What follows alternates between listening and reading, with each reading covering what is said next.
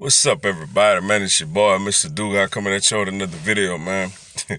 And today, man, I'm going to preview and predict Saturday's football game. You have the number one ranked LSU Tigers taking on the Texas A&M Aggies Saturday evening in Death Valley for the final regular season game of the season, yo. Before I get into this video, man, for everyone, if you want to give me a follow on Instagram or send me a friend request on Facebook, I will have my Instagram and my Facebook information down in the description box. So come give me a follow on the gram, send me a request on the book, yo. Come holler at me. um, what a season up to this point, man, for LSU, yo. And it comes down to this, man, for us having our first 12-0 season since the 2011 season. And for A&M, man, they have arguably played the toughest schedule in college football. Their four losses have come to number one at the time, Clemson on the road, number one at the time, Alabama at home, um, Auburn, who at the time was a top 10 team, at home. And last week they lost to the Georgia Bulldogs on the road, in a very, very, hard fought competitive football game. Offensively, of course, they led by Kellen Mond, as they dual threat quarterback. This guy really shredded LSU last year, man. He's had, an up and down season, man. He's had some really good moments at times this year. Then at times, he didn't look so well or play so well, yo. They got some very, very tall, long, and athletic wide receivers, man. Mine could just drop back sometime and just throw that thing up, man, and it's like could just throw those guys alley oops. Like they'll just go up there, grab it, and slam it in, man. Those are some very, very tall, athletic receivers, man. The tallest receivers we gonna probably face all season.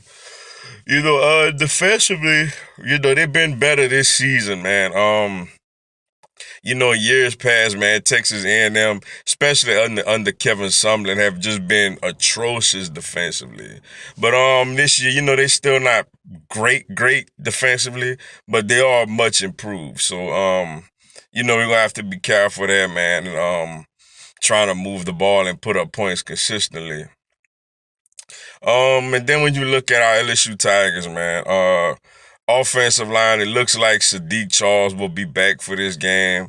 No word yet on Austin Deculus, but it does look like Sadiq Charles will be out there. We led by, of course, Heisman Trophy front runner, number one pick in the draft front runner, just Mr. All Everything Jambalaya Joe Burrow, yo.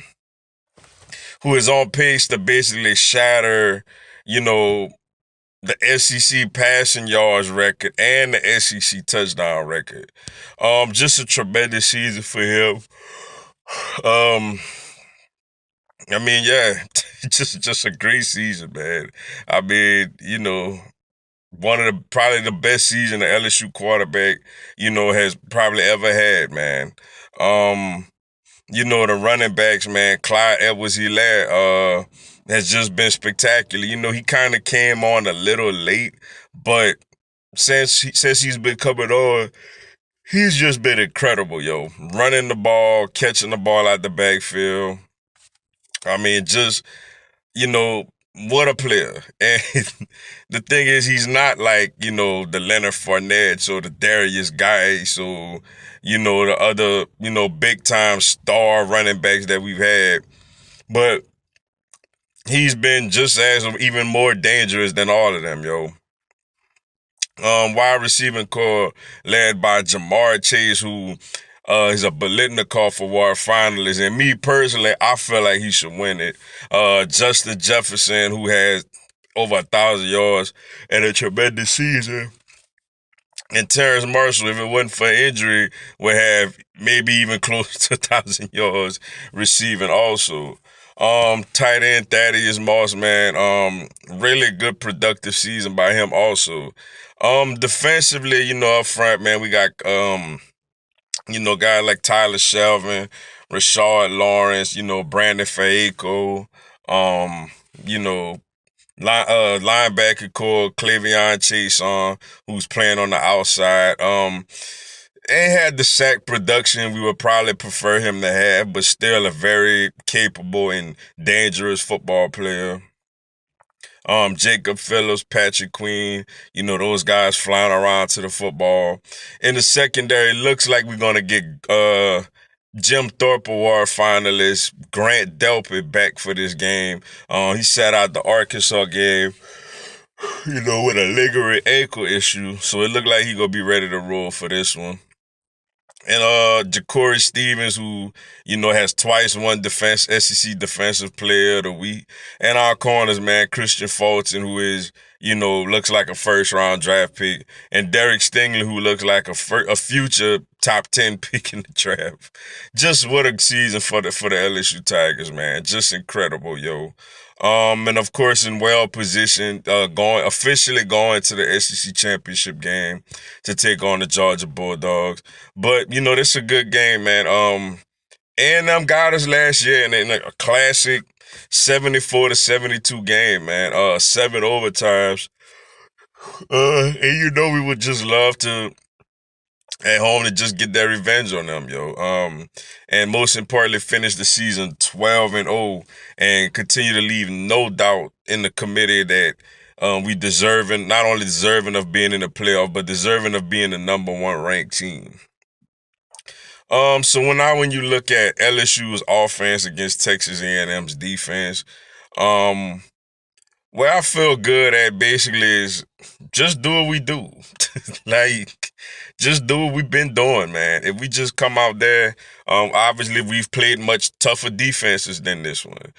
So if we just come out there and do what we do, I mean, we should be all right. Like, they shouldn't be able to get to Jambalaya Joe like that. They shouldn't be able to cover the receivers like that or stop Clyde Edwards-Helaire like that. So basically the key for us, man, is just doing what we've been doing. What concerns me is if we come out flat.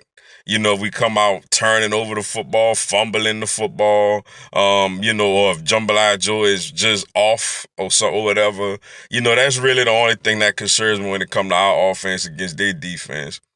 Where I feel good at from our defense and their offense is that A&M hasn't really run the ball well this season, and we are pretty stout against the run. So whenever A&M decides to to go back and run the football, I feel like we should be able to hold our own and do our things and get off of the field. Where I'm concerned at is man, they got some really. I mean, Alabama obviously, hands down, has the best wide receiving core, that we've played all season with the likes of Jerry Jeudy, Henry Ruggs, Devontae Smith, and those guys, Jalen Waddle. But these guys are they tall, man. These are some tall, long, athletic wide receivers, man. I'm just concerned that, we cover their and I know we got the secondary, particularly the cornerbacks, are like a real strength of this team as far as covering wide receivers on the outside. But they're just so tall, man, that I'm concerned that mine could just throw it up to them and they could go up and get the football. Which now leads to my prediction for this game. Obviously, A&M is a good football team. They've played, they're 7-4, but they've played a hard schedule, man. Extremely hard schedule, like I mentioned earlier. There's talent over there. I mean, those guys got 4 and 5-star recruits, over there, just like LSU does. Jimbo Fisher is a really good coach, a national championship winning coach. This game, it's not going to be as easy as a lot of people think it's going to be. I think they may jump on us a little early, yo. But I think we're going to settle down. We're going to settle down. We're going to play behind the crowd, and we're going to go out there and do our thing, yo. I got LSU winning this game, pulling away in this game late. I like LSU 38-21, yo. I think we put up 38 points. The defense give up 3 touchdowns, but then I think they settle in and start playing some really good football. Get behind that crowd. I got LSU winning this game 38-21 over the Texas A&M Aggies to finish a perfect regular season at 12-0 for the first time since 2011. But with that being said, man, that's all I got for y'all today. Appreciate y'all checking out the video. Go on, hit the like button for your boy and give me a subscribe. I'm gonna have LSU and NCAA football content throughout the year. Also, this coming Tuesday at 6 p.m. Eastern, 5 p.m. Central, 3 p.m. Pacific, I will do a live Q&A. Y'all could come on there, ask me anything, tell me anything. I'll answer your questions, respond to your comments, and shout you out during the live, yo. Y'all should come join me, man. It's some really good stuff. But until then, yo, y'all have a blessed one. Go Tigers.